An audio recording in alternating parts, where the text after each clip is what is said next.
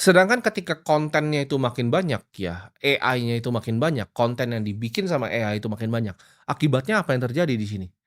Kita kan ngelihat terlalu banyak gitu loh, kontennya kontennya infinity jadinya.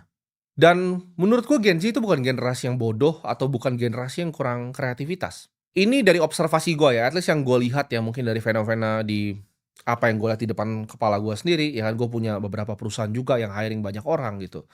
Salah satu portfolio company gua ada yang karyawannya sampai ribuan kan, 4.000 5.000. Jadi kita perhatikan gitu loh, oh perbedaannya apa sih nih antara Gen Z dan generasi yang lain. Tapi di sini kita bisa lihat dengan detail gitu. Gen Z itu orangnya sebenarnya ambisius ya, jadi mimpi mereka banyak. Cuma mereka pemalas ya.